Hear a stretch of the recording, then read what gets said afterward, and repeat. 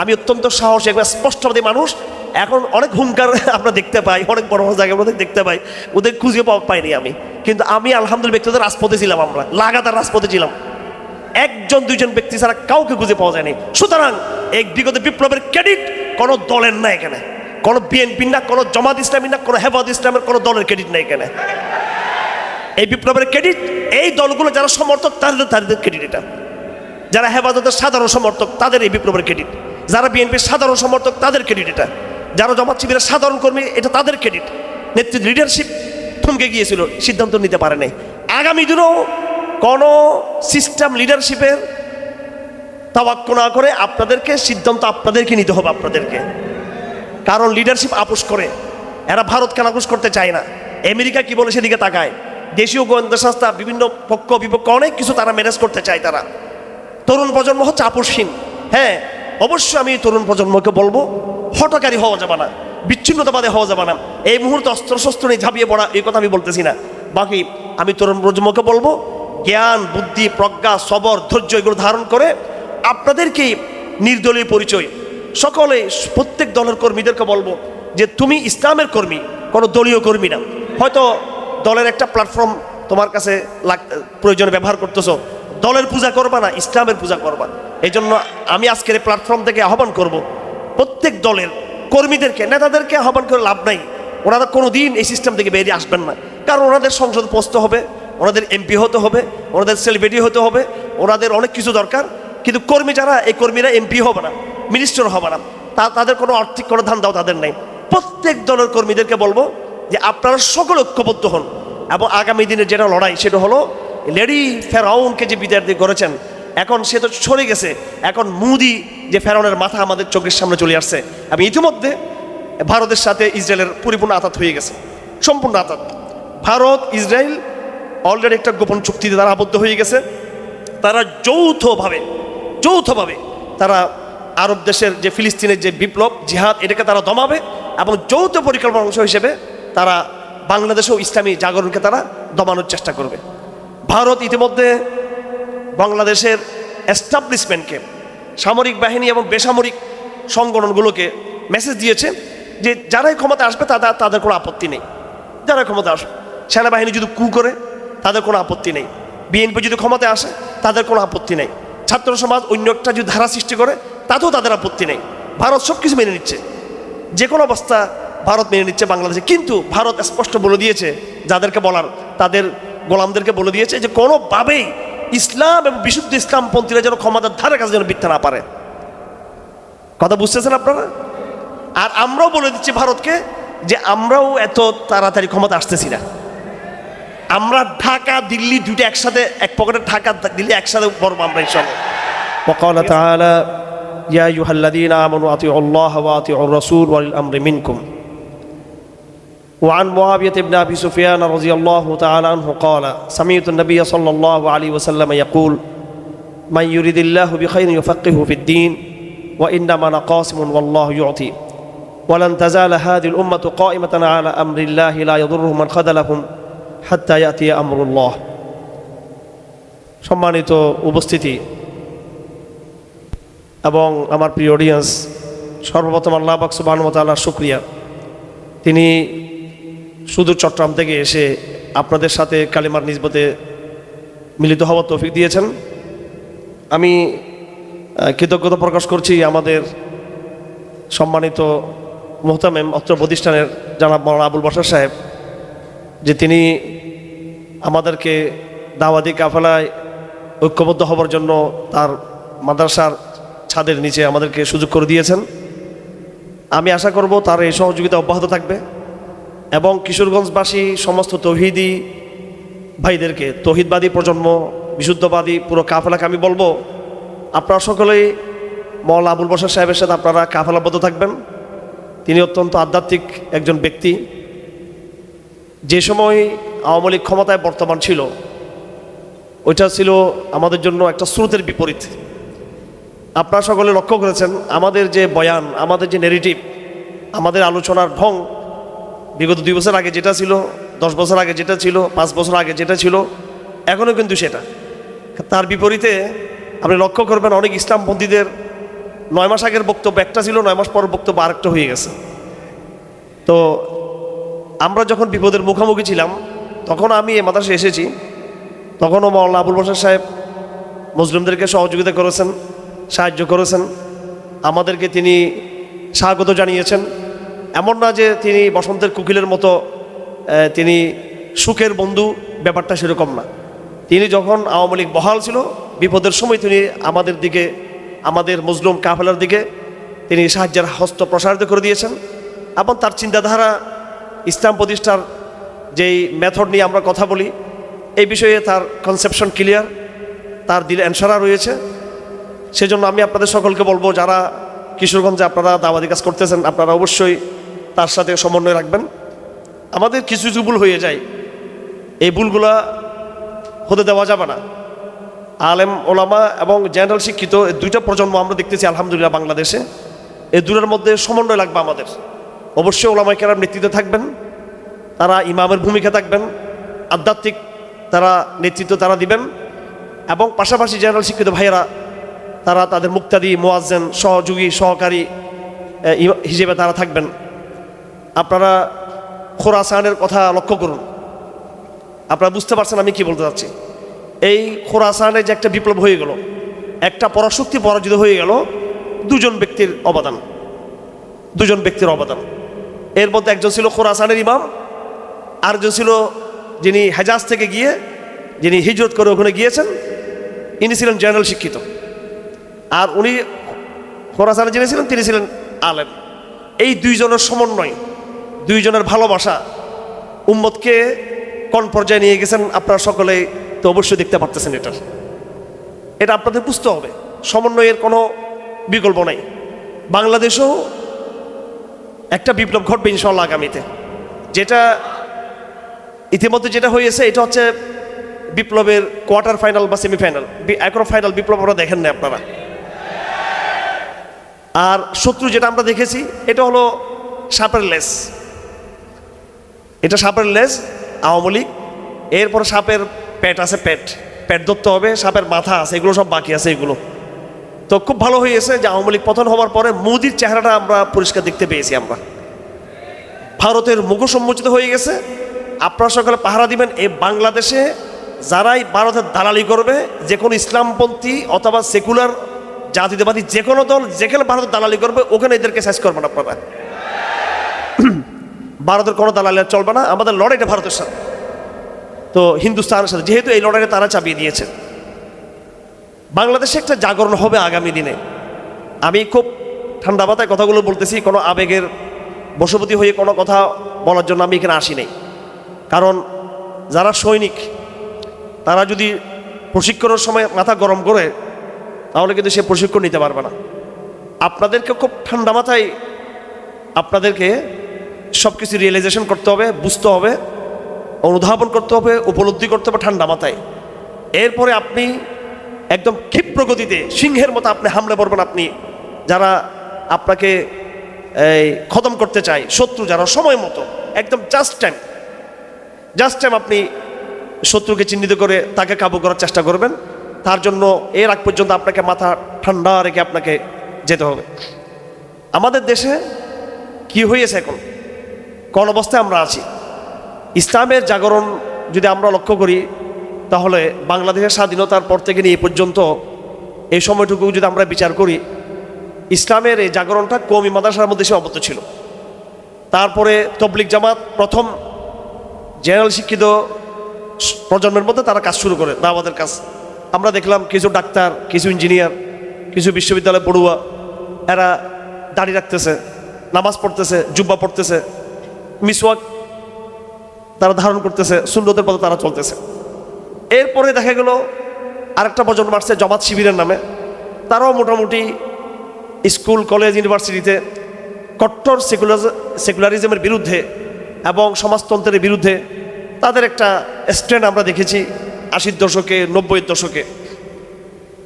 এরপরে আরও একটু এগিয়ে আমরা দেখতে পাচ্ছি যে জাকির নায়েকের যখন উত্থান হয়, সেটা 2000 সাল থেকে মোটামুটি বাংলাদেশে তার লেকচার ক্লাস আসা শুরু হয়েছে। ওনার মাধ্যমে আরেকটা আরও বিশুদ্ধবাদী একটা প্রজন্মের আমরা উত্থান দেখেছি। বেশিরভাগ এটা ছিল সালাফি স্কুল অফ থট থেকে, সালাফি ঘরানা থেকে। তাহলে দেখেন ধাপে ধাপে প্রথমে কওমি ঘরানার ভিতর থেকে তবলিগ জামাতের একটা স্রোত তৈরি হয়েছে, যেটা আধুনিক প্রজন্মকে প্রাথমিক নাড়া দিয়েছে ইসলামের। এরপরে জামাত শিবিরের কথা বললাম, এরপরে সালাফিদের কথা বললাম, জাকির নায়কের কথা বললাম। দেখুন এগুলো সব আমাদের অতীত। এখন আপনি একটা প্রজন্ম দেখবেন সব জায়গায়, বাংলাদেশের সমস্ত বিশ্ববিদ্যালয় কলেজে এবং যারা সাধারণ এই শিক্ষিত নাগরিক সমাজ, আপনি দেখবেন ওরা দলীয়ভাবে এরা কোনো জামাত ইসলামীও করে না, শিবিরও করে না। এরা কোনো বিশেষ ধারার সাথে অন্তর্ভুক্ত হয়ে তারা তাবলিগ জামাতের সাথে তারা ওইভাবে ওতপ্রোত তারা কিন্তু যুক্ত না। আবার তারা নিজেদেরকে কট্টর সালাফি তারা মনে করে না। আপনি দেখবেন একটা প্রজন্ম তৈরি হয়েছে যারা ইসলামকে লালন করে, ইসলামকে ধারণ করে, এবং যে সমস্ত জায়গায় অতীতের তবলিগ জামাত বলি, জামাত শিবির বলি, সালাফিরা বলি, কৌশলগত কারণ হোক বা নিজেদের চিন্তার সীমাবদ্ধতার কারণে হোক, তারা যে এই জায়গায় আপোষ করেছে, নতুন যে প্রজন্ম এখন তৈরি হয়েছে, ইনশাআল্লাহ আমরা আলহামদুলিল্লাহ আমরা দেখতে পাচ্ছি তাদের মধ্যে সে আপোষকামিতাও তাদের মধ্যে নাই। তারা বুঝতে পেরেছে যে শিরিক এই জমানা কিভাবে বিদ্যমান। তারা জাতীয়তাবাদের প্রশ্নে তারা আপোষহীন, গণতন্ত্রের প্রশ্নে তারা আপোষহীন, সেকুলারিজমের প্রশ্নে তারা কিন্তু আপোষহীন, এবং গ্লোবাল যে জিহাদ ফি সাবিলিল্লাহ এই ব্যাপারে তাদের চিন্তা শানিত, যেটা আগের যে বিভিন্ন ধারার কথা আমি বলেছি তাদের মধ্যে ওইভাবে কিন্তু লক্ষ্য করা যায়নি এবং এখনও যাচ্ছে না। তো এই যে একটা চিন্তার যে ডেভেলপ, চিন্তার যে একটা গ্রোথ, চিন্তার যে একটা গ্রোথ হচ্ছে, এটা কি থেমে যাবে নাকি এটা আরও বাড়বে? চল আগে সামনে দিক এটা বাড়বে, এবং এই বাড়ার পিছনে আন্তর্জাতিক যেই সিচুয়েশন তৈরি হচ্ছে এটার সপক্ষে কিন্তু, যদিও মুসলিম বিশ্বের সরকাররা বেইমানি করতেছে, তারা ফিলিস্তিনকে সাহায্য করেনি, তারা খোরাসানের তাহরিককে সমর্থন করেনি, সোমালিয়াতে তারা সাহায্য করেনি, বরং তাদের সাহায্য ছিল বিপরীত। মুসলিম বিশ্বের মেজরিটি কান্ট্রি আরব দেশের তারা ইসরায়েলের পক্ষে অবস্থান করতেছে বর্তমানে। এবং যখন আফগানিস্তানে আমেরিকা হামলা করেছিল তখন মুসলিম বিশ্বের রাষ্ট্র কাতার, পাকিস্তান, তুরস্ক এরা সবাই আমেরিকাকে তারা সাহায্য করেছিল। এরপরে আফ্রিকাতে যে জাগরণ চলতেছে সেগুলো দেখবেন মুসলিম বিশ্বের অবস্থান ছিল মুজাহিদদের বিরুদ্ধে। ইয়ামানে যে জাগরণ সেখানে কি অবস্থা। কিন্তু এর ভিতর দিয়েও আপনি যদি নতুন ম্যাপ যদি নেন, আন্তর্জাতিক বিশ্ব অবস্থা তাগুদের দখলে, সেজন্য তারা আপনাদেরকে নতুন ম্যাপ দিচ্ছে না। নতুন ম্যাপ যদি আপনি নিয়ে থাকেন তাহলে দেখবেন সেখানে পৃথিবীর বিভিন্ন এলাকায় 10 বছর আগের পৃথিবীর মানচিত্র আর আজকে 2025 সালের পৃথিবীর মানচিত্র মৌলিকভাবে বদলে গিয়েছে। 10 বছর আগে আপনি আফগানিস্তানে ইসলামী আমানত দেখেন নাই। 10 বছর আগের মানচিত্রে আফ্রিকাতে তেমন কোনো ইসলামের ভৌগোলিক কোনো সীমারেখা তৈরি হয় নাই। 10 বছর আগে ইয়ামানের কোনো ভূখণ্ডে ইসলাম প্রতিষ্ঠিত হয়নি। 10 বছর আগে লিবিয়াতে আপনার কোনো ইসলামের ভূখণ্ড তৈরি হয়নি। কিন্তু এখন আলহামদুলিল্লাহ যদি পৃথিবীর মানচিত্র যদি আমরা সামনে রাখি এবং সঠিক মানচিত্র যদি কেউ যদি রচনা করে, তাহলে সবুজ দাগ দিয়ে চিহ্নিত করে দেওয়া যাবে হাজার হাজার হাজার হাজার বর্গমাইলের, ওই সমস্ত লাখ লাখ বর্গমাইলের ওই সমস্ত এরিয়াগুলো যেখানে পূর্ণাঙ্গ শরিয়া প্রতিষ্ঠিত আলহামদুলিল্লাহ। এই যে একটা বৈশ্বিক পরিস্থিতি, বৈশ্বিক অবস্থা এদিকে মোড় নিচ্ছে, এখান থেকে কিন্তু আমরা কিন্তু বিচ্ছিন্ন না। সেজন্য আমরা আশাবাদী যে আগামী দিনের যে বিপ্লব হবে সেটা এই অঞ্চলে চূড়ান্ত পর্যায়ের এই বিপ্লবটা ঘটবে। তো আপনারা যারা আজকে এখানে সমবেত হয়েছেন, আপনারা আপনাদের অতীতের ইতিহাসকে ধারণ করে সামনের দিকে আরও শক্তি নিয়ে, আরও প্রজ্ঞা নিয়ে, আরও বুদ্ধি নিয়ে আপনারা এগিয়ে যাওয়ার চেষ্টা করবেন। সমাজ বিজ্ঞান বুঝতে হবে আপনাকে, আপনি শ্রুতে গা ভাসিয়ে দিলে হবে না। বাংলাদেশ আলহামদুলিল্লাহ চেতনার দিকে কতটুকু এগিয়ে গেছে আপনি কল্পনা করতে পারবেন না। কি পরিমাণ একটা জাগরণ আধুনিক প্রজন্মের মধ্যে পাওয়া যাচ্ছে আলহামদুলিল্লাহ। কালেমার পতাকা মাত্র 2 মাস আগেও কিন্তু এটা একটা সেন্সিটিভ বিষয় ছিল, কিন্তু এটাকে নর্মালাইজ হয়েছে আলহামদুলিল্লাহ। 2 মাস আগে, 3 মাস আগেও এটাকে জঙ্গিবাদের একটা নিশানা মনে করা হতো, কিন্তু এখন কিন্তু এটা কিন্তু কমে যাচ্ছে। গজবাতুলহীন নিষিদ্ধ একটা শব্দ ছিল, কিন্তু এটা আলহামদুলিল্লাহ এখন সবার মুখে মুখে হয়ে যাচ্ছে। কিন্তু এটা ভারতের বিরুদ্ধে বাংলাদেশের কথা বলা যেত না, কিন্তু এখন মোদির বিরুদ্ধে কিন্তু স্পষ্ট কথা বলা যায়। এইভাবে পরিস্থিতি আমাদেরকে সামনের দিকে একটা বিশুদ্ধ বিপ্লবের দিকে, আরও বিশুদ্ধ বিজয়ের দিকে আমাদেরকে নিয়ে যাচ্ছে। কিন্তু আফসোসের বিষয়, ইসলাম দিন দিন তার বিজয়ের দিকে কদম কদম এগিয়ে যাচ্ছে, আর আমাদের কিছু ইসলামপন্থীদের চোখ দিন দিন যেন অন্ধ অন্ধ অন্ধ হয়ে যাচ্ছে একটু। তো এই বিজয়ের কর্ণধার কারা হবেন, কারা আসলে এটার মাস্টার মাইন্ড, কারা এটার স্টেক হোল্ডার এই বিজয়ের? দেখুন, সেটার একদম অতীত উদাহরণ হলো বিগত দিনে ফ্যাসিজম বিরোধী যে আন্দোলনটা হয়েছে, এই আন্দোলনে কিন্তু বিএনপির কোনো ক্রেডিট নেই, কিন্তু এখানে জামাত ইসলামের কোনো ক্রেডিট নেই। হেফাজত ইসলামের নেতাদেরকে বাড়ি চালান দিয়ে খুঁজে পাইনি আমি। হ্যাঁ, বড় বড় এখন অনেক বিশাল বিশাল এদেরকে দেখতে দেওয়া যায়। এই একটা সেলিব্রিটিকেও যে অন্তত আমি বলেছিলাম যে ঠিক আছে আপনারা প্রকাশ্যে মাঠে না আসেন, প্রকাশ্যে ময়দানে না আসেন, কিন্তু অন্তত আমরা হোয়াটসঅ্যাপে টেলিগ্রামে আমরা সমন্বয় করি কীভাবে আওয়ামী লীগকে আমরা দ্রুত বিদায় করতে পারি, কিংবা যদি আওয়ামী লীগের এই রেজিম যদি আমাদের উপর আরও নির্যাতন চাপিয়ে দেয় আমরা দীর্ঘমেয়াদে একটা লড়াই কীভাবে যুক্ত হতে পারি। দুঃখের বিষয়, আমি নাম ধরে করতে চাই না, ওনারা ভালো করে জানেন আমি অত্যন্ত সাহসী একবার স্পষ্টবাদী মানুষ। এখন অনেক হুঙ্কার আমরা দেখতে পাই, অনেক বড় বড় জায়গায় আমরা দেখতে পাই, ওদের খুঁজে পাইনি আমি। কিন্তু আমি আলহামদুলিল্লাহ ব্যক্তিগত রাজপথে ছিলাম, আমরা লাগাতার রাজপথে ছিলাম, একজন দুইজন ব্যক্তি ছাড়া কাউকে খুঁজে পাওয়া যায়নি। সুতরাং এই বিগত বিপ্লবের ক্রেডিট কোনো দলের না, এখানে কোনো বিএনপি না, কোনো জামাত ইসলামী না, কোনো হেফাজত ইসলামের কোনো দলের ক্রেডিট নেই এখানে। এই বিপ্লবের ক্রেডিট এই দলগুলো যারা সমর্থক তাদের ক্রেডিট এটা, যারা হেফাজতের সাধারণ সমর্থক তাদের এই বিপ্লবের ক্রেডিট, যারা বিএনপির সাধারণ সমর্থক তাদের ক্রেডিট এটা, যারা জামাত শিবিরের সাধারণ কর্মী এটা তাদের ক্রেডিট। নেতৃত্ব লিডারশিপ থমকে গিয়েছিল, সিদ্ধান্ত নিতে পারে নাই। আগামী দিনেও কোনো সিস্টেম লিডারশিপের তাওয়াক্কুল না করে আপনাদেরকে সিদ্ধান্ত আপনাদেরকে নিতে হবে আপনাদেরকে, কারণ লিডারশিপ আপোষ করে, এরা ভারতকে আপোষ করতে চায় না। আমেরিকা কি বলে সেদিকে তাকায়, দেশীয় গোয়েন্দা সংস্থা বিভিন্ন পক্ষ বিপক্ষ অনেক কিছু তারা ম্যানেজ করতে চায়। তারা তরুণ প্রজন্ম হচ্ছে আপোষহীন। হ্যাঁ, অবশ্যই আমি তরুণ প্রজন্মকে বলবো হঠকারী হওয়া যাবে না, বিচ্ছিন্নতাবাদী হওয়া যাবে না, এই মুহূর্তে অস্ত্রশস্ত্র নিয়ে ঝাঁপিয়ে পড়া এই কথা আমি বলতেছি না। বাকি আমি তরুণ প্রজন্মকে বলবো জ্ঞান বুদ্ধি প্রজ্ঞা সবর ধৈর্য এগুলো ধারণ করে আপনাদেরকে নির্দলীয় পরিচয়, সকলে প্রত্যেক দলের কর্মীদেরকে বলবো যে তুমি ইসলামের কর্মী, কোনো দলীয় কর্মী না। হয়তো দলের একটা প্ল্যাটফর্ম তোমার কাছে প্রয়োজনে ব্যবহার করতেছো, দলের পূজা করবা না, ইসলামের পূজা করবা। এই জন্য আমি আজকের এই প্ল্যাটফর্ম থেকে আহ্বান করব প্রত্যেক দলের কর্মীদেরকে, নেতাদেরকে আহ্বান করে লাভ নাই, ওনারা কোনো দিন এই সিস্টেম থেকে বেরিয়ে আসবেন না। কারণ ওনাদের সংসদ পৌঁছতে হবে, ওনাদের এমপি হতে হবে, ওনাদের সেলিব্রিটি হতে হবে, ওনাদের অনেক কিছু দরকার। কিন্তু কর্মী যারা, এই কর্মীরা এমপি হবে না, মিনিস্টার হবে না, তাদের কোনো আর্থিক কোনো ধান্দাও তাদের নেই। প্রত্যেক দলের কর্মীদেরকে বলবো যে আপনারা সকল ঐক্যবদ্ধ হন এবং আগামী দিনে যেটা লড়াই সেটা হলো লেডি ফেরাউনকে যে বিদায় দিয়ে করেছেন, এখন সে তো সরে গেছে, এখন মুদি যে ফেরাউনের মাথা আমাদের চোখের সামনে চলে আসছে।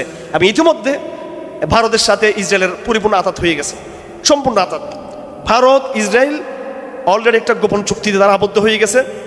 তারা যৌথভাবে তারা আরব দেশের যে ফিলিস্তিনের যে বিপ্লব জিহাদ এটাকে তারা দমাবে এবং যৌথ পরিকল্পনার অংশ হিসেবে তারা বাংলাদেশেও ইসলামী জাগরণকে তারা দমানোর চেষ্টা করবে। ভারত ইতিমধ্যে বাংলাদেশের এস্টাবলিশমেন্টকে, সামরিক বাহিনী এবং বেসামরিক সংগঠনগুলোকে মেসেজ দিয়েছে যে যারাই ক্ষমতা আসবে তাদের কোনো আপত্তি নেই, যারা ক্ষমতা আসবে। সেনাবাহিনী যদি কু করে তাদের কোনো আপত্তি নেই, বিএনপি যদি ক্ষমতায় আসে তাদের কোনো আপত্তি নেই, ছাত্র সমাজ অন্য একটা যদি ধারা সৃষ্টি করে তাতেও তাদের আপত্তি নেই। ভারত সব কিছু মেনে নিচ্ছে, যে কোনো অবস্থা ভারত মেনে নিচ্ছে বাংলাদেশে। কিন্তু ভারত স্পষ্ট বলে দিয়েছে, যাদেরকে বলার তাদের গোলামদেরকে বলে দিয়েছে যে কোনোভাবেই ইসলাম এবং বিশুদ্ধ ইসলামপন্থীরা যেন ক্ষমতার ধারে কাছে যেন মিথ্যা না পারে। কথা বুঝতেছেন আপনারা? আর আমরাও বলে দিচ্ছি ভারতকে যে আমরাও এত তাড়াতাড়ি ক্ষমতা আসতেছি না। আমরা ঢাকা দিল্লি দুটো একসাথে, এক পকেটে ঢাকা দিল্লি একসাথে বলবো আমরা ইনশাআল্লাহ, ঠিক আছে? অনেকে বলে দিল্লি নাকি ঢাকা, তোমার ঢাকা। আমি বললি দিল্লিও ঢাকাও দুইটাই আমাদের। দিল্লি ভি হামারা, ঢাকা ভি হামারা, কলকাতা ভি হামারা, বোম্বে ভি হামারা, ঠিক আছে? তো সুতরাং এইভাবে আমাদেরকে বুঝতে হবে আমাদের শত্রু নিতান্তই একটি দুর্বল শত্রু। অনেকেই আমাকে মনে করে হারুন সাহেব আবেগপ্রবণ মানুষ। আমি বারবার বলছি, আজকেও বলতেছি, আমি আপনাদের চেয়ে জি পলিটিক্স আরও বেশি গবেষণা করি আলহামদুলিল্লাহ। কারণ আগামী প্রজন্ম যেটা আসতেছে এদের জোয়ারকে কেউ ঠেকাতে পারবে না। এই দৃষ্টি যাদের নাই তারাই বলে যে আমরা আবেগী। আমরা এগুলো আবেগ থেকে বলতেছিলাম। এরা প্রসেসিং টু ডাউন, এরা দিন দিন এদের অধপতন হচ্ছে এদের, এবং যেভাবে সংকট ঘনীভূত হচ্ছে সংকট যেইভাবে ঘনীভূত হচ্ছে চতুর্দিকে, ভারতের ভিতরে, পাকিস্তানের ভিতরে, বাংলাদেশে যেইভাবে ঘনীভূত হচ্ছে, এখানে তো কেউ তো যুদ্ধ করতেছে না, কেউ তো এখানে জেহাদের ডাক দেয় নাই। কিন্তু বিগত হাসিনা পতনের পর থেকে এই পর্যন্ত এখানে আমরা কি ডক্টর ইউনূস সাহেবের বাসা ঘেরাও করছি? কেউ বলেন? আমরা মার্চ ফর শরিয়া ঘোষণা দিয়ে ঢাকায় কোনো অস্থিরতা করেছি? ঢাকা অচল করে দিয়েছি? বলেন। আমরা তো কোনো অস্থিরতা করি নাই। আমাদেরকে দুষ্কি দেখাচ্ছে কোথায় গাছ কাটছি, পীর সাহেবের, পীর মুরিদের গাছ, বরকতের গাছ, কি ওই কোথায় মাজারের ইট পাটকেল দু একটা ছুঁড়ে মারছে, এটা দেখাচ্ছে। অথচ তাদের হাতে রাজনৈতিক কর্মী নিহত হয়েছে, গার্মেন্টসের কর্মী নিহত হচ্ছে, পার্বত্য চট্টগ্রামে সেনাবাহিনীর সদস্য নিহত হচ্ছে। দেশের দুর্নীতি করতেছে বর্তমান গভর্নমেন্টে যারা, তাদের একটা বড় অংশ দুর্নীতির সাথে তারা যুক্ত হয়ে গেছে ইতিমধ্যে বিভিন্নভাবে, এবং বিশৃঙ্খলা চলতেছে। পুলিশ বিভিন্ন বাহিনীতে বিশৃঙ্খলা চলতেছে, ভারতের আগ্রাসন হচ্ছে। আজকে হাসনাত রেখেছে যে ভারতীয় গোয়েন্দা সংস্থা বারবার এখানে মিটিং করতেছে বাংলাদেশে একটা অস্থিরতা তৈরি করার জন্য। অস্থিরতা তৈরি করতেছে ভারত, অস্থিরতা তৈরি করতেছে আমরারা, অস্থিরতা তৈরি করতেছে রাজনীতিবিদরা, অস্থিরতা তৈরি করতেছে সরকার নতুন যারা আছে সেসব দুর্নীতিবাজরা। আলেমদের এবং ইসলামপন্থীদেরকে তারা কোনো দিক থেকে এখনো দোষ খোঁজার তারা কোনো কিছু পায় নাই যে তারা অস্থিরতা তৈরি করতেছে। কিন্তু দোষটা কিন্তু আমাদের হয়ে যাচ্ছে যে ও হাম আহ বই করে তো হু যাতে বদনাম, ও কতলবি করে তোর চর্চা নেই হতাম। উর্দু কবি বলেন তারা হত্যা করলেও এটা কোনো দোষ নাই, আর আমরা আহা বললে সেটা আমাদের দোষ হয়ে যাচ্ছে। ঢাকাতে কত মিছিল হয়ে গেলো। এই যে ডক্টর ইউনূস সাহেবের বাসভবন ঘেরাও, এমন কোন দল আছে যে দল ডক্টর ইউনূস সাহেবের বাসভবন ঘেরাওয়ের কর্মসূচি দেয় নাই? কিন্তু এরকম কোনো কর্মসূচি তো আমরা দিই নাই। বিগত 8-9 মাসে তৌহিদপন্থীরা অত্যন্ত ধৈর্যের পরিচয় দিয়েছে, অত্যন্ত সবরের পরিচয় দিয়েছে, কিন্তু তারপরও আমাদের ভিতরে তারা জঙ্গিবাদের গন্ধ পাইতেছে। এই যে গোয়েন্দা সংস্থা লোকরা ঘুর ঘুর করে ঘুরতেছে যে আকাবা, এটা কি আকাবা, কি এটা জানেন না আপনারা? আকাবা রসুলের সিরতের মধ্যে পড়েন না আপনারা? এটা কি? হ্যাঁ, আপনাদের দরকার, গোয়েন্দা সংস্থার দরকার ভারতীয় সীমান্ত পাহারা দেওয়া। গোয়েন্দা সংস্থাতে বলতেছি আপনারা প্রথম আলোকে পাহারা দেন। গোয়েন্দা সংস্থা থেকে আমি বলতেছি এই যে সন্তোষ শর্মার মোবাইল চেক করেন, ভারতের ঘাপটি মেরে মেরে বসে আছে, ওদেরকে খুঁজেন আপনারা। এখানে হুজুররা তো বাংলাদেশ, হুজুররা তো হচ্ছে বাংলাদেশের নিরাপত্তা কবচ। এই বাংলাদেশে ভারত আক্রমণ করলে প্রথমে বিডিআর জান দিবে, সেনাবাহিনী জান দিবে, তারপরে জান দিবে হচ্ছে ইসলামপন্থীরা, মাদার ছাত্ররা জান দিবে। আর কে জান দিবে? খুঁজে পাওয়া যাবে? অন্যদেরকে খুঁজে পাওয়া যাবে? নারী ভাইদেরকে খুঁজে পাওয়া যাবে? সেগুলোদেরকে খুঁজে পাওয়া যাবে? খুঁজে পাওয়া যাবে না। এরা কেউ ওয়াশিংটনে চলে যাবে, কেউ দিল্লিতে চলে যাবে, কিন্তু হুজুররা তারা জান দিবে। এই যে 17 বছর আওয়ামী লীগ আমাকে নির্যাতন করেছে, 5 বছর জেলে গেছি, আমার পাসপোর্ট ছিল না, আমরা দেশ থেকে পালিয়ে গেছি, কিন্তু দেশ থেকে তো অন্য দলের সব লোকেদের দেশ থেকে পালিয়ে গেছে সবাই। সুতরাং আমরাই বাংলাদেশ, আমরাই হিন্দুস্তান, আমরাই আগামী দিনের বিশ্ব, আমরা আগামী দিনের বিশ্ব। আল্লাহ পাক আমাদেরকে দুনিয়াতে পাঠিয়েছেন। ইন্নাল আরদা ইয়ারিসুহা ইবাদিয়াস সালিহুন, আমরা পৃথিবীর মাটিতে আল্লাহ সে সৎ নেক বান্দা যারা একসময় আমরা এই হযরত মুসা ইসলামের জমানার পর থেকে নিয়ে সুলাইমান আলাইহিস সালাম, দাউদ আলাইহিস সালাম থেকে শুরু করে আমরাই বনী ইসরাঈলের জমানা যখন মুসলিম ছিল, আমরা আল্লাহ কোরআনের ভাষায় ওয়ালাকাদ কাতাবনা ফিজ জাবুর ইন্নাল আরদা ইয়ারিসুহা মিন ইবাদিয়াস সালিহুন, ওয়ালাকাদ কাতাবনা ফিজ জাবুর মিন বাদি যিকরি আন্নাল আরদা ইয়ারিসুহা ইবাদিয়াস সালিহুন। এটা তাওরাতের স্বীকৃতি, এটা জবুরের স্বীকৃতি, এটা কোরআনের কথা। যুগ যুগ ধরে যারা আল্লাহ পাকের সৎ নেক বান্দা তারাই পৃথিবীকে নেতৃত্ব দিয়েছে, পৃথিবীকে নেতৃত্ব তারা দিয়েছে। সেই খেলাফতের রাশেদা, বনু আব্বাসিয়া, বনু উমাইয়া, আমাকে বলা হয়েছে মুসলিম শাসকদের সোনালী আমল এবং বর্তমান সংকট। সেই সোনালী আমল তো আমাদের রয়েছে। যাদের অতীত গৌরবজনক, যাদের অতীত গৌরবজনক, তাদের ভবিষ্যৎও গৌরবজনক হবে ইনশাআল্লাহ আজিজ। এই জন্য আপনাদেরকে তৈরি নিতে হবে, প্রস্তুতি নিতে হবে, সমাজকে বুঝতে হবে। সমাজের মধ্যে ইসলামের যে জাগরণ, একজন ডক্টর রাজশাহী বিশ্ববিদ্যালয়ে তিনি একটা বই লিখেছিলেন যে বাংলাদেশের রাজনীতিতে আলেমদের ভূমিকা। তিনি দেখিয়েছেন যে 71 সালে আলেমদের ভূমিকা ছিল খুব কম, 71 পরবর্তী ভূমিকাও কম ছিল, পরবর্তী জিয়াউর রহমান পরবর্তী আলেমদের ভূমিকা কিছু বাড়লো। আস্তে আস্তে আস্তে হতে হতে যখন 4 দলীয় সরকার হলো, ইসলামী ঐক্য জোট, তখন আলেমদের ভূমিকা আরও বাড়লো। তো উনি একটা গবেষণা করে দেখিয়েছেন যে আলেমদের ভূমিকা দিন দিন বাড়তেছে। এবং এর পাশাপাশি আমি যেটা লক্ষ্য করছি সেটা হলো এক সময় আলেম ওলামা, কওমি মাদ্রাসা এগুলো ছিল ইসলামের একটা প্রাণকেন্দ্র, ইসলাম চর্চার। শেখুল হাদিস সাহেবের লং মার্চ বলেন বা আপনার হাফিজুর রহমতুল্লাহর আন্দোলন বলেন, এই সময় যতগুলো বিপ্লব হয়েছে সবগুলো বিপ্লবে আলেম ওলামায়ে কেরাম এখানে যুক্ত ছিলেন। আমরা বিশ্ববিদ্যালয় কলেজের ছাত্রছাত্রীদেরকে, আধুনিক প্রজন্মের নারীদেরকে, পুরুষদেরকে আমরা কিন্তু আমাদের সঙ্গে পাইনি। কিন্তু এখন আপনারা দেখতে পাচ্ছেন যে নারী কমিশনের যে সুপারিশগুলো পেশ করা হয়েছে, এগুলো যেই পরিমাণ মাদ্রাসার ছাত্ররা বিরোধ করতেছে তার চেয়ে বেশি আধুনিক শিক্ষিত মেয়েরা তার বিরোধ করতেছে এখন বর্তমানে। এবং এই নারী কমিশন আর বাংলাদেশে বাস্তবায়ন হবে না, শেষ। এটা হবে না। কেন হবে না? যেহেতু হেফাজত বিরোধী সেজন্য না, এটা হেফাজত তো তার বিরোধী, আলেমরা তার বিরোধী। এরা অলরেডি মেসেজ পেয়ে গেছে যে আধুনিক প্রজন্মের যারা নারী তারাও কিন্তু এই নারী কমিশনকে তারা মেনে নিবে না।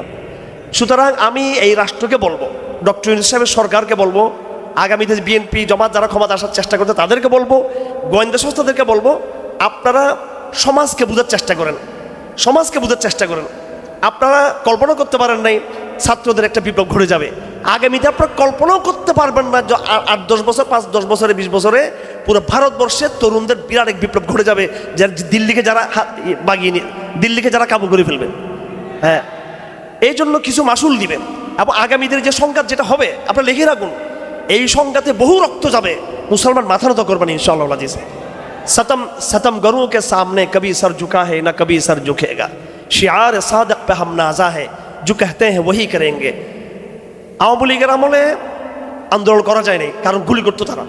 আমি নিজেই তো বারবার গুলির মুখ থেকে ফিরে আসছি, আমার কারাগারে গিয়েছি, এবং একটা ধারণা বদ্ধমূল হয়ে গিয়েছে যে যেহেতু পুলিশ অ্যাগ্রেসিভ, যেহেতু এখানে গুলি করে মানুষ মেরে ফেলতেছে, শাপলা চত্বরে মেরে ফেলছে, এরপরে 2021 সালে আমাদেরকে মেরে ফেললো, গুলি করলো, আমরা জেলখানায় গেলাম। তো আওয়ামী লীগ যে গুলি ব্যবহার করতেছে, মানুষকে মেরে ফেলতেছে, একটা বদ্ধমূল ধারণা ছিল যে গণমানুষ আন্দোলনে নামবে না, কারণ পুলিশ যেহেতু গুলি করতেছে। কিন্তু 24-এর আন্দোলন প্রমাণ হয়ে গেল মানুষ গুলিকে তাওয়াক্কু করে না। ঠিক যেভাবে বাঙালি এই শেখ হাসিনার এই গুলিকে তাওয়াক্কু করে নাই, আগামী দিনে বাঙালি বিএসএফ ভারতীয় সেনাবাহিনীর গুলিকেও তাওয়াক্কু তারা করবে না। বিগত দিনে তারা হাসিনা রেজিমের গুন্ডা বাহিনীর গুলির সামনে দাঁড়িয়েছে, আপনারা হিম্মত রাখবেন, আমি বলে দিচ্ছি আগামীতে বাঙালি জনগণ ভারতের ট্যাঙ্কের সামনে তারা দাঁড়িয়ে যাবে ইনশাআল্লাহ। আমি যদি বেঁচে থাকি তাহলে আমি নিজে প্রথমে দাঁড়াবো ভারতের ট্যাঙ্কের গোলার সামনে ইনশাআল্লাহ। এই হিম্মতটা রাখবেন। ভারত একটা দুর্বল সরকার, একটা দুর্বল। পাকিস্তানে আমরা পাকিস্তানটা মুনাফিক নেফাক আছে, এরা কোনোদিন হিন্দুস্তান বিজয় করবে না, হিন্দুস্তান বিজয় করবে আল্লাহর দিন মুজাহিদরা বিজয় করবে। কিন্তু তারপরও মুনাফিক হলো তো যেহেতু মুসলমান, এরা আমাদের মুসলিম ভাই, তো এখন মন্দের ভালো হিসেবে বলতে হয় আর কি। ব্রিফিং করতেছে সিংহের মতো পাকিস্তানিরা, আর ইন্ডিয়ান ব্রিফিং করতেছে মহিলা একটা সোফাইয়া কুরাইশি। ওইটা দেখে আমি বলছি আলহামদুলিল্লাহ, এখন যুদ্ধ দেখে নেই, মোটামুটি ফাইসাল হয়ে গেছে এখানে। কোথায় শার্দুল এই পুরুষ আর কোথায় মহিলা একটা, তো এই হচ্ছে অবস্থা। এদেরকে জয় শ্রীরামের এগেনস্টে আল্লাহু আকবার বললে এমনি কলজের মধ্যে কাঁপুনি ছুটে যাবে। এদের পৃথিবীর সবচেয়ে ভীতু এবং সবচেয়ে একদম কাপুরুষ জাতি হচ্ছে এই আমাদের আশেপাশে মগ বড়ুয়া, তারপরে এই যে আপনার হিন্দুত্ববাদী এরা। এই জন্য হিন্দুত্ববাদের বিরুদ্ধে কোনো বড় সামরিক যুদ্ধে আমাদের যাওয়ার দরকার নাই, তাকবীরের স্লোগান এবং নিজেরা আমরা ঐক্যবদ্ধ থাকার চেষ্টা করব। আমার ভাইয়েরা, আমাদের এখন কাজগুলো বুঝে নিতে হবে। আমার সময় শেষ, আমার আবার ট্রেনের সফর আছে, খুব দ্রুত যেতে হবে। প্রথমত আমাদের সমাজ বাস্তবতাটাকে বুঝতে হবে। আমি এটা গোয়েন্দা সংস্থাদেরকে বলি যে আপনারা সমাজকে বোঝার চেষ্টা করেন। সমাজ প্রসেসিং টু আলহামদুলিল্লাহ গ্রো, এটা উপরের দিকে up, not down, not to down. আমাদের সমাজে যে গ্রোথ, এটা কিন্তু আগের দিকে বাড়তেছে। আপনি দেখুন, আগে কোনো বই বের করলে এই বইগুলোর আমরা পাঠক খুঁজে পাইতাম না, আর এখন বাজারে এত বিশুদ্ধ বই, হাজারে বই মার্কেটে বাজার আসতেছে। আলহামদুলিল্লাহ, এই পাঠকগুলো কোত্থেকে তৈরি হয়ে গেছে? সুতরাং একটা জাগরণ তৈরি হয়েছে আলহামদুলিল্লাহ। আর কোরআনে কারীমের একটা আয়াত আছে, ওয়ামাকারু ওয়ামাকারাল্লাহ ওয়াল্লাহু খায়রুল মাকিরিন, ওয়ামাকারু মাকরান ওয়ামাকারনা মাকরান ওয়া হুম লা ইয়াশউরুন। এই মাকরুন মানে হচ্ছে পরিকল্পনা, মাকরুন মানে কনস্পাইরেসি, ওয়ামাকারাল্লাহ মানে counter conspiracy. Hasina digital Bangladesh তৈরি করে তরুণ প্রজন্মকে চেয়েছিল মুজিববাদ গিলানোর জন্য, হিন্দুস্তান গিলানোর জন্য, সেকুলারিজম গিলানোর জন্য। আর ওই তার পোলাকটা আছে মানসিক রোগী জয়হীন, ওর পরিকল্পনা ছিল যে ডিজিটাল বাঙালিদেরকে দিয়ে আমি এদের ইমানকে দুর্বল করে ফেলবো। কিন্তু এই ডিজিটাল সিস্টেমে জিহাদের উত্থান হয়েছে, এর ডিজিটালভাবেই কিন্তু তৌহিদের উত্থান হয়েছে, ডিজিটাল পদ্ধতিতে কিন্তু ইসলামের যে বিশুদ্ধবাদের চর্চা হয়েছে, এবং অনলাইনে এই সত্য কথা সব জায়গায় ছড়িয়ে পড়ছে আলহামদুলিল্লাহ। যেই ডিজিটাল সিস্টেমটাকে তারা ইসলামের বিরুদ্ধে তারা ব্যবহার করেছিল, এই ডিজিটাল সিস্টেমেই কিন্তু তাদের পতনটা হয়ে গেল।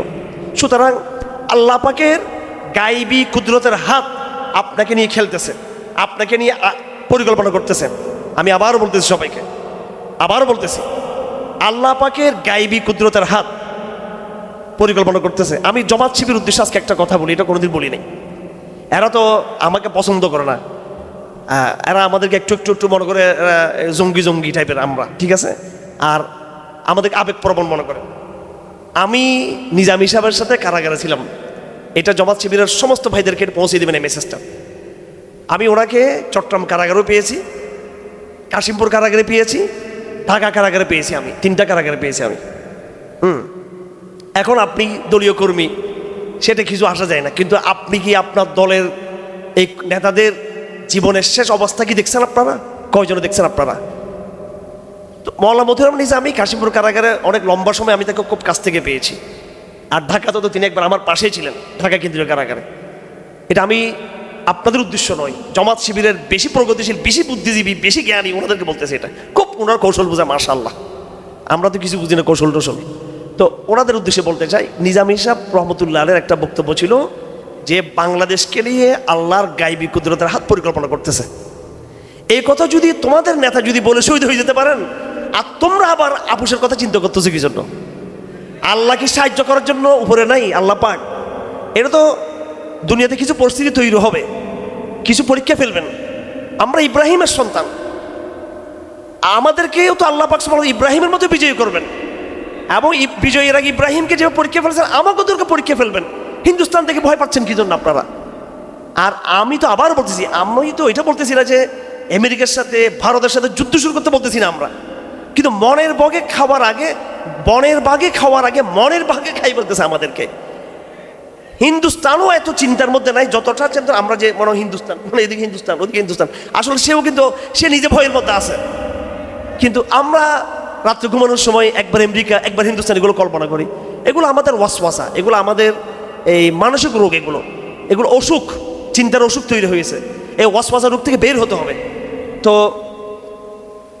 এই কয়েকটা বাস্তবতা আপনারা বোঝার চেষ্টা করবেন। সমাজ বাস্তবতা, আমাদের সমাজ, মুসলিম সমাজ আলহামদুলিল্লাহ আগের চেয়ে অনেক শক্তিশালী, কথা ঠিক কিনা? আপনি রাজপথে যেখানে ডাক দিবেন সেখানে আপনার পক্ষে আলহামদুলিল্লাহ কলেজ বিশ্ববিদ্যালয়ের ছাত্রদেরকে পেয়ে যাবেন, মহিলাদেরকে পেয়ে যাবেন, তরুণদেরকে পেয়ে যাবেন, আধুনিক শিক্ষকদেরকে পেয়ে যাবেন। আমি আপনাদেরকে বলতে চাই আলহামদুলিল্লাহ এই ডিজিটাল দাওয়াতের মাধ্যমে আমাদের আমলাতন্ত্রে, সুশীল সমাজে ব্যাপকভাবে ইসলামের দাওয়াত সমাজের শিক্ষিত এলিট সমাজে, মধ্যবিত্ত সমাজে অনেক গভীরে চলে গেছে। ইসলামের দাওয়াত অনেক গভীরে চলে গেছে, অনেক, এটা দায়ীদের ভূমিকা, রাজনীতিবিদদের চেয়ে ওটা দায়ীদের ভূমিকা ছিল। দাওয়াতের আওয়াজ প্রত্যেকটা জায়গায় চলে গেছে আলহামদুলিল্লাহ। হ্যাঁ, মুসলিমরা সংঘবদ্ধ না, এখানে লিডারশিপ নেই, এটা হচ্ছে সমস্যা। এটাও ইনশাল্লাহ আল্লাহ পাক আমাদেরকে দিয়ে দিবেন। আমি এই কথা বলতে চাচ্ছি, এই সমাজ বাস্তবতাকে বোঝার চেষ্টা করুন। আপনি শুধু উপরতলার হিসেব করলাম, সুতরাং ওই তৌহিদের চেতনা সামাজিকভাবে বাংলাদেশও কিন্তু অনেক বেশি শক্তিশালী হচ্ছে এখন। আমি তুরস্কের এই যে এর দোকান এখন ক্ষমতায় আছে, আমি একে পার্টির একজন অনেক বড় দায়িত্বশীলকে জিজ্ঞেস করেছিলাম 2013 সালে, ওনার নাম্বারটা আমার হারিয়ে ফেলছি আমি, এখন অনেক অনেক গুরুত্বপূর্ণ একজন ব্যক্তি ছিলেন তিনি। উনি এই সময় বাংলাদেশ সফর আসছিলেন। এরপরে রেসালে নূর, আপনারা জানেন রেসালাতুন নূর, বদিউজ্জামান নুরসির সংগঠন, বাংলাদেশেও এরা প্রদর্শনী করে, বিভিন্ন বই পুস্তক ইয়ে করে, তুর্কি এমবেসিতে ওদের বেশ কার্যক্রম আছে। তো আমি তাদেরকে জিজ্ঞেস করেছিলাম, এরা খুব টপ লিডার ছিল। আমি বললাম যে এই বাংলাদেশের মতো একটা গরিব দেশ, এখানে তো সেকুলাররা এত শক্তিশালী না, এখানে বামপন্থী রামপন্থী এরাও তো এত শিক্ষিত না, এত স্মার্ট না, কিন্তু তুরস্কের সেকুলাররা তো খুব শক্তিশালী, জ্ঞানী, মেধাবী, শক্তিশালী। আর তোমরা ইউরোপের মুখে, ইউরোপের তুবির মুখে, তোমরা চতুর্দিকে ইউরোপ, এমন একটা সেন্সিটিভ জায়গার মধ্যে তোমরা ইসলামকে কেমনি বিজয়ী করলাম, আমি জিজ্ঞেস করেছিলাম তাদেরকে। অথচ আমরা তো তাদের চেয়ে এই ওই রকম ভয়ঙ্কর কোনো অবস্থার মধ্যে নেই, কারণ সেকুলার, তুরস্কের এলিট সমাজ সেকুলার, তুরস্কের সেনাবাহিনী সেকুলার, তুরস্কের সুশীল সেকুলার, গণহারা সেকুলার, এবং সেগুলোর বিপ্লব সেখানে হয়েছে কামাল আতাতুর্কের।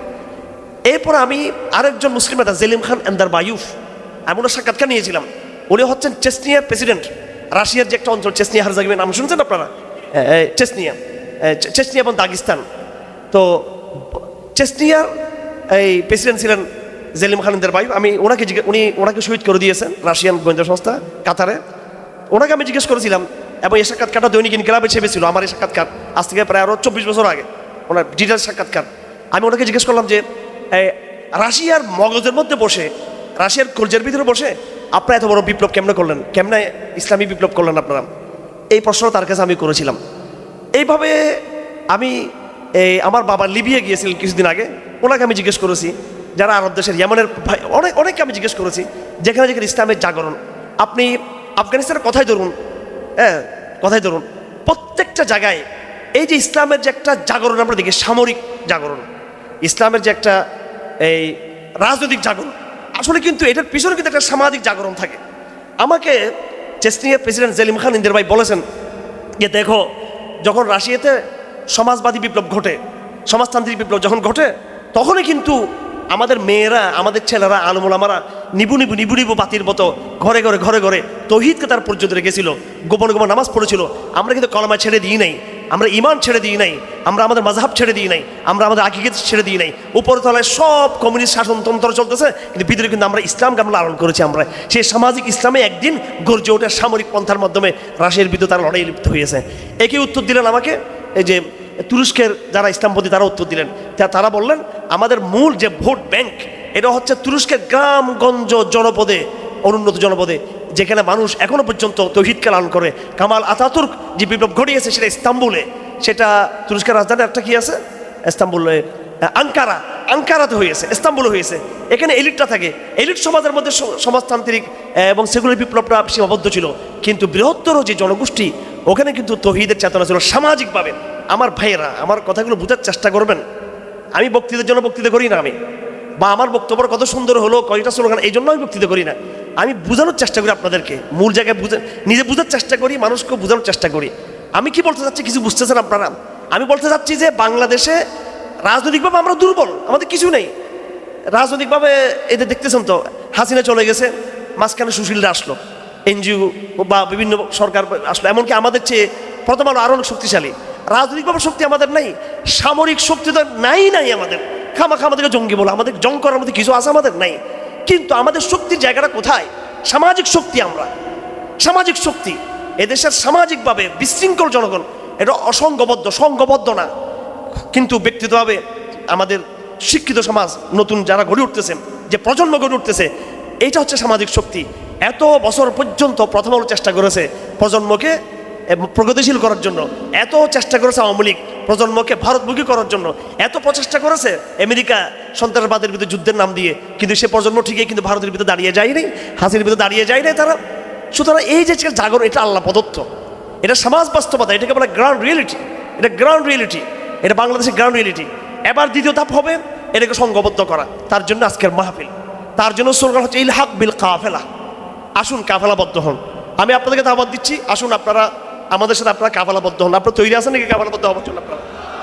আপনারা কাফেলাবদ্ধ হন। আমি কোনো দলের ডাক দিচ্ছি না, কোনো দলের ডাক দিচ্ছি না। আমি শুধু বলছি তৌহিদের জায়গায় আসুন ইলহাক বিল কাফেলা। আমি আপনাদেরকে বলছি দাওয়াতের প্রশ্নে আসুন ইলহাক বিল কাফেলা। আমি আপনাদেরকে সিরতের জায়গায় বলছি ইলহাক বিল কাফেলা। আমি আপনাদেরকে বলছি আগামী দিনের বৃহত্তর বৈশ্বিক জিহাদের প্রশ্নে আপনাদেরকে বলছি ইলহাক বিল কাফেলা। আমি আপনাদেরকে বলছি জমার ক্ষেত্রে, হিজরতের ক্ষেত্রে আপনাদেরকে বলছি ইলহাক বিল কাফেলা। আকীদার প্রশ্নে, ঈমান ভঙ্গের প্রশ্নে, ওয়ালার বলার প্রশ্নে আমি আপনাদেরকে বলছি ইলহাক বিল কাফেলা। পারবেন তো আপনারা যুক্ত হতে কাফেলার সাথে? এটা আপনারা নিজেরা যুক্ত হবেন, সবাইকে যুক্ত করুন আপনারা। আবার প্রত্যেকটা মসজিদে আপনারা দরসুল কোরআন কায়েম করুন। প্রত্যেকটা স্কুলে, কলেজে, বিশ্ববিদ্যালয়ে সিলেবাসের পাঠচক্র আপনারা কায়েম করুন। মোহাম্মদ কুতুবের, সৈয়দ কুতুবের মাইলস্টোন সমাজ বিপ্লবের ধারা, এই বইটা প্রত্যেকে পকেটে রাখবেন, এটা পকেটে রাখবেন। প্রত্যেকটা স্কুলে, কলেজে, বিশ্ববিদ্যালয়ে এটাকে পাঠচক্রে নিয়ে আসুন আপনারা। এবং আকীদার প্রশ্নগুলো আপনারা আকীদার দারাজকে কায়েম করুন, আকীদার সিলেবাস পড়ুন আপনারা। এবং বেশি করে প্রত্যেকটা স্কুলে, কলেজে, বিশ্ববিদ্যালয়ে আপনারা সিরতে রসুলকে আপনারা পুনর্জীবিত করুন। সিরতে রসুলকে পড়ার সময় জাস্ট এতটুকু মনে করবেন, গতকাল রসুলের একদিকে আবু জাহেল ছিল, একদিকে আবু লাহাব ছিল, একদিকে আবু তালেব ছিল, একদিকে হামজা ইবনে আব্দুল মুত্তালিব ছিল, একদিকে উমর খাত্তাব ছিল। আজকেও এই সময়ে আমার একদিকে আবু জাহেল আছে একজন, আমার একদিকে আবু লাহাব আছে, আমার একদিকে হামজা ইবনে আব্দুল মুত্তালিবের মতো আনসার আছে, মতো সহযোগী আছে, উমর খাত্তাবের মতো ব্যক্তি আছে, আবু বকরের মতো সহযোগী আছে। আপনি প্রত্যেকে নিজের এলাকায় নিজেকে মনে করবেন আমি সিরত রসুল, আমি মক্কি জীবনী, আমি মদিনা জিন্দেগি। সিরত রসুল পড়বেন আর ওই ঘটনাগুলো নিজের মধ্যে প্রয়োগ করবেন। আপনাদের ডানে বাবা মুনাফিক নাই আছে কিনা? এরা আবু জাহেল আর কি, আবু লাহাব আর কি। আবার আপনাদের পরিবারের মধ্যে, আপনাদের আশেপাশে এমন কেউ কি নেই আপনাকে সাহায্য করবে? হামজা ইবনে আব্দুল মুত্তালিবের মতো কেউ নাই এরকম? সে হামজা ইবনে আব্দুল মুত্তালিব। আবার এমন কি কেউ নেই যারা অন্য দল করে, কিন্তু তারপর বলে যে আমার বাতিতে ঠিক আছে তুমি তোমার কাজ করো। এরকম কিছু যে আবু তালেবও আছে কিনা আমাদের সমাজে, আছে এরকম। আপনি আপনার সিরত, আপনি আমি প্রত্যেকটা আগন্তুক ব্যক্তিকে বলতে চাই, ইন্ডিভিজুয়ালি আপনাকে বলতেছি, আমি আপনাকে বলছি, আপনি নিজেকে রসুলের সাথে তুলনা করবেন। যে রসুলের আশেপাশে যেমন নাকি ক্রাইসিস ছিল, আমারও আশেপাশে ক্রাইসিস আছে। রসুলের আশেপাশে যেমন হুমকি ছিল, থ্রেট ছিল, আমারও আশেপাশে থ্রেট এবং হুমকি আছে। রসুলের আশেপাশে যেমন খদিজা ছিল, আমার পাশে কোনো মহিলা খদিজা আছে। রসুলের আশেপাশে যেমন হামজা বিন আবদুল মুত্তালিব ছিল, আমার পাশে কেউ আছে। রসুলের সহচর যেমন আবু বকর ছিল, আমারও কেউ সহচর আছে। ভালো মন্দ দুটোই আমার সাথে আছে। এইভাবে সিরত মনে করে কদম কদম আপনাকে আগাতে হবে। আপনাদেরকে আধ্যাত্মিক করতে হবে। রাতের বেলায় তাহাজ্জুদের নামাজ যদি পড়তে পারেন, দিনের বেলায় দিন কায়েমের স্বপ্ন দেখতে পারেন। আর যদি রাতের বেলা ফেসবুকিং যদি করেন, খালি ফেসবুক, খালি টিভি, হ্যাঁ, এখানে আপনার জিহাদ, এখানে সব কিছু, এখানে ভারত পাকিস্তান উল্টে বলতেছেন আপনি, ঠিক আছে, কাল্পনিক সমুদ্র জিহাদ এখানে করতেছেন, ফ্যান্টাসি, এবং এখানে কিছু কিছু পাপও আমরা হয়ে যাচ্ছে এখানে। এই সমস্ত এগুলো করে তাহাজ্জুদ না পড়ে, কোরআন না পড়ে, আমল না করে জিন্দেগি তো আপনার এই দিনের বেলা মেহনত কোনোদিন সফল হবে না। আমাদের দায়িত্বশীল যারা আছে, আমি ওদেরকে বলেছি ফ্যান্টাসি কমাও। আপনি কলমার পতাকা নিচ্ছেন ঠিক আছে, কিন্তু আপনি মিসওয়াক করেন আপনি ঠিক মতো? কালেমার পতাকা উত্তোলন করা এটা কি সুন্নত, নাকি মিসওয়াক করাটা বড় সুন্নত? যখন কাজ দিবেন তখন কিন্তু তখন আমার নাই, কিন্তু মিসওয়াক করেন তখন দেখা বাস্তব আপনার ভিতরে রসুলের মহব্বত আছে। আপনার প্রদর্শনের দরকার নেই তো, এখানে প্রদর্শনের দরকার নাই। আমি তো কালেমার পতাকা নিয়ে আমি এগুলো করি না, আমি ঠিকই, কিন্তু আল্লাহ যেখানে সুযোগ দিবে কলম পতাকা নিয়ে জায়গা মতো আমি গাড়ি দেবো ইনশাআল্লাহ আজিজ। ওই যেগুলো জায়গা মতো একেবারে জায়গা মতো কলম পতাকা রেখে দেবো ইনশাআল্লাহ আজিজ, ইনশাআল্লাহ আর না পারলে আমার সন্তানদেরকে উচিত করে যাবো, তুই ওখানে যাবি। সে না পারলে তার বাচ্চারা বলে যাবো ওখানে যাওয়ার জন্য। অলরেডি আমার নাতি দুইটা আলহামদুলিল্লাহ আল্লাহ পাক পাঠাইছে দুনিয়াতে, আমার ডাইরেক্ট নাতি। আমার মেয়ের দুটো সন্তান, আমার দুইটা ছেলে দিছে। তা আমার মেয়ে বলতেছে বাবা এগুলো সব আল্লাহ পাক মনে ফিলিস্তিন নিয়ে কোনো পরিকল্পনা করতেছে মনে হয়। একটার নাম মোহাম্মদ আর একটা হচ্ছে মোসাব। হ্যাঁ, এই দুইটা আমার ঘরে আসছে, আর আমার মেয়ের ঘরে আসছে। আমি বুড়ো হয়েছি, আমি আপনার দেখতেছি ইয়াং দেখতেছেন, আমার বয়স হয়েছে মোটামুটি, ঠিক আছে। তো এখন এই যে এই প্রজন্মকে বলে যাব যে কালেমার পতাকা বিজয়ী করার জন্য আগামী প্রজন্ম সেটাই করবে, এবং আমাদের আগামী প্রজন্মকে অনেক ত্যাগ তিতিক্ষার মুখোমুখি হতে হবে। তাও আমরা বলে যাচ্ছি আমাদের উপর জুলুম নির্যাতন হয়েছে, তোমাদের উপরে সে জুলুম নির্যাতন আরও বেশি হতে পারে। তার জন্য তোমরা আগে থেকে নিজেকে প্রস্তুত রাখো। তোমরা সবাই নিজেদেরকে, জুলুম করলে তুমি মজলুম হবা, তুমি পরাজিত হবা না। পরাজিত হবা এক জিনিস, মজলুম হবা এক জিনিস। ইসলামে থাকলে মাঝে মাঝে আমি মজলুম হব, কিন্তু আমি পরাজিত হব না, আমার মিশন পরাজিত হবে না ইনশাআল্লাহ আজিজ। বিজয়ের ব্যাপারে আশাবাদী থাকতে হবে। বিজয়ের ব্যাপারে আশাবাদী থাকা, এটা হচ্ছে সাহাবাদের সিরত, এটা কোরআনের ঘোষণা, এটা আকীদার অংশ। ইসলামকে আল্লাহ পাক পাঠিয়েছেন বিজয়ের জন্য। আমার ভাইয়েরা, এই অল্প সময়ে প্রেজেন্টেশনে সব কথা বোঝানো সম্ভব না। আপনারা জমাবদ্ধ হন, আপনারা কোরআনকে সিলেবাসের মধ্যে নিয়ে আসুন, কোরআনের পার্সপেক্টিভ থেকে এই দুনিয়াকে দেখার চেষ্টা করুন, বিশুদ্ধ মানহাজকে ধরার চেষ্টা করুন। একটা হাদিস আপনাদের সামনে বলে দিতে চাই। হজরত আব্দুল মাসউদ রাদিয়াল্লাহু আনহু বলেন যে একদিন রাসূলুল্লাহ আমার সামনে একটা দাগ দিলেন, এইভাবে মাটিতে দাগ দিলেন, সোজা একটা দাগ দিলেন। দাগ দিয়ে বলতেছেন হাদা হুয়া সিরাতুল মুস্তাকিম, এটা হচ্ছে সোজা রাস্তা। তারপরে তিনি ডানে বামে আরো অনেকগুলো দাগ দিলেন। এরপর রাসূলুল্লাহ বললেন হাদিহি সুবুলুন লাইসা ফিহা সাবিলুল্লাহ আলাইহি শাইতান, সোজা রাস্তা সিরাতুল মুস্তাকিম, ডানে বামে যেটা তোমরা দেখতেছো সেটা হলো শয়তানের রাস্তা, সবগুলো শয়তানের রাস্তা। তারপর রাসূলুল্লাহ বললেন ওয়া আন্না হাদা সিরাতি মুস্তাকিমান ফাত্তাবিউ ওয়ালা তাত্তাবিউস সুবুলা ফাতাফাররাকু বিন সাবিলি যালিকুম ওয়াসাকুম বিহি লাআল্লাকুম তাত্তাকুন। আমার ভাইরা, রাগ করবেন না, আমি একটা কথা আপনাদেরকে বলি, ভাই হিসেবে বলতে চাচ্ছি, সবাইকে বলি, সব ইসলামী দলগুলোকে বলতে চাই। সেটা হলো কি, এইদিকে খেয়াল করেন, সেটা কি, একটা ক্রাইসিস হলো আমাদের শত্রু, ভারত আমাদের শত্রু, আমেরিকা আমাদের শত্রু, সেকুলাররা আমাদের শত্রু, নারীবাদীরা আমাদের শত্রু, কথা ঠিক কিনা? আরেকটা ক্রাইসিস হলো, দেখেন খুব খেয়াল করবেন, আমরা যখন ভারতের বিরুদ্ধে বলি তখন আপনারা সবাই জি ঠিক এটা বলেন। আমরা যখন আমেরিকার বিরুদ্ধে বলি আপনারা ঠিক বলেন। আমরা যখন বলি সেকুলারদের বিরুদ্ধে, শাহবাগীদের বিরুদ্ধে, হাসিনার বিরুদ্ধে, ফ্যাসিজমের বিরুদ্ধে যখন আমরা বলি আপনারা সবাই ঠিক ঠিক বলেন, চিৎকার দেন, আপনারা কথা ঠিক কিনা? কিন্তু যেই আমরা বলি ঘরের ভিতরে মুনাফিক রয়েছে, তখন কিন্তু আপনারা কিন্তু দ্বিধাভক্ত হয়ে যান, না এটা আবার কি হচ্ছে। আমার ভাইয়েরা, বর্তমানে আমাদের সংকটটা দুই দিকে, ঘরের বাইরে শত্রুরা তো আছে, এদেরকে আপনারা চিনেন, কিন্তু ঘরের ভিতরে আমি চাই না আমার কথার মাধ্যমে মুসলমানদের মধ্যে কোনো বিভক্তি তৈরি হোক। কিন্তু একটা কথা আজকে দায়িত্বহীনভাবে আপনাদের সামনে বলে আমি এখান থেকে বিদায় নিব, সেটা হলো আমাদের পথ পদ্ধতি আলা মিনহাজুন নবুওয়াহ হতে হবে আমাদের পদ্ধতি। এই কথাটা শেষ কথাটা বোঝার চেষ্টা করবেন। দিন কায়েমের পথ কি হতে হবে? কি হতে হবে? আলা মিনহাজুন নবুওয়াহ হতে হবে। হযরত আনাস বিন মালিক বলেছেন, মালিক বিন আনাস বলেছেন, লা ইয়াসলাহু আখিরু হাদিল উম্মাহ ইল্লা বিমা সালাহা বি আউয়ালুহা। এই উম্মতের শেষ ওইভাবেই বিশুদ্ধ হবে, হ্যাঁ, যেইভাবে উম্মতের প্রথম অংশ বিশুদ্ধ হয়েছিল, ঠিকঠাক হয়েছিল। আমার ভাইয়েরা, দিন কায়েমের এই জমানায় নতুন কোনো পথ নাই। ১৫০০ বছর আগে যে পথ ছিল সেই পথ ছাড়া